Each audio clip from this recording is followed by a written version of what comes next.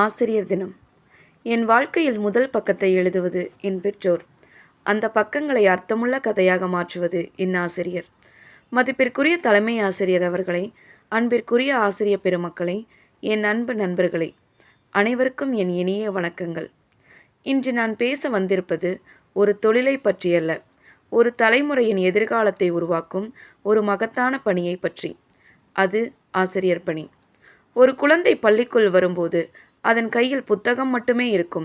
ஆனால் பள்ளியை விட்டு வெளியே செல்லும்போது அதன் கையில் அறிவும் தன்னம்பிக்கையும் கனவும் இருக்கும்.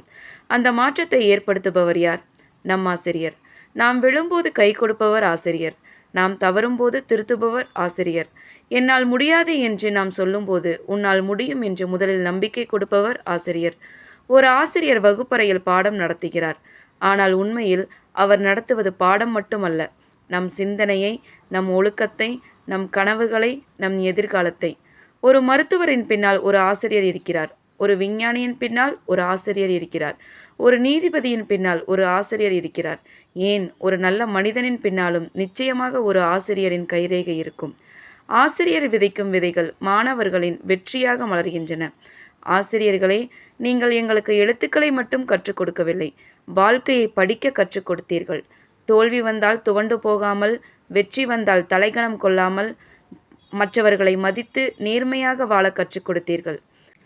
ஒரு நாள் நாங்கள் பெரியவர்களாகி உயர் பதவிகளில் அமரலாம், பெரிய சாதனைகள் படைக்கலாம். ஆனால் அந்த வெற்றியின் பின்னால் எங்களை முதலில் நம்பிய ஒரு ஆசிரியரின் முகம் என்றென்றும் இருக்கும். அதனால்தான் இன்று நான் சொல்ல விரும்புவது ஒன்று மட்டுமே.